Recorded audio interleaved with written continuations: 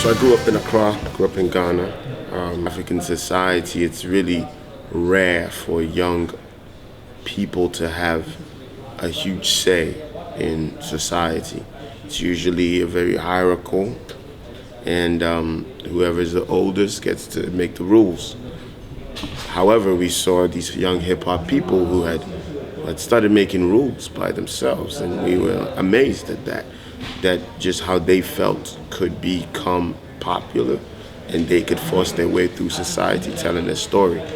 So for young people like us, maybe at the time we never really even thought about it that way, but as time went on, we really realized that this was something that we too could participate in and may give us the same freedom of expression that we so desperately needed as young people.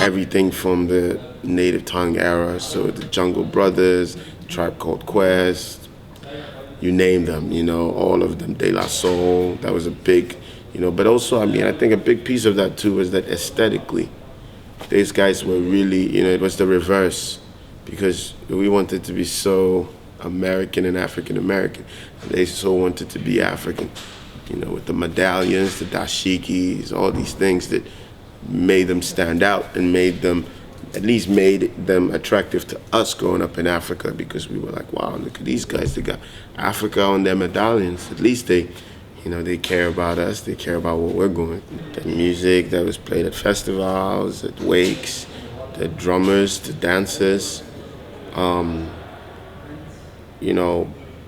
was huge in our lives. And then even the dance bands that came later, the high life scene, the Afrobeat scene, those were all still big while we were growing up. So, dance bands was something that were always on TV, always in the football field down the street from you. They set up, they play at the wake keeping. So, that sound was really, really major. And, as time went on, I realized that the only way I could differentiate myself as a hip-hop artist was to embrace these two elements, because they both had elements of cutting edge in their time.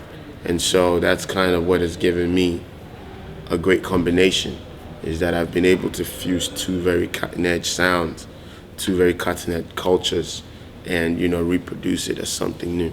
Moving to New York was, for me, to get closer to the culture, because I feel like you can be anywhere in the world and be a hip hop artist, don't get me wrong, but there's nothing like competing in the belly, where it was born, because there's something about the streets, the pavements, the walls that have a history and a legacy, and to be part of that history and a legacy is important. I also wanted to prove that, no matter where you were from, you could move to the capital of hip hop and be recognized as one of the artists that are influencing the culture. And that's another important thing to note, is that my band is very multicultural. So everybody brings a piece of what they, some people are Latin American, some people are Asian, some people are Middle Eastern.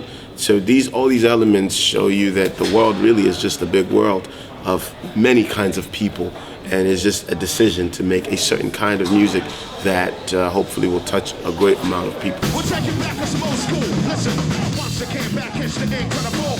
Ambassador flow, subliminal original. B-boy still got play rock for the people. Killing that stage, classic, it is a better than pop. Get away side facts, try to hide the whole back. Just chill, man, to know who I'm getting up. Brand new flow, up to the damn old shit looking like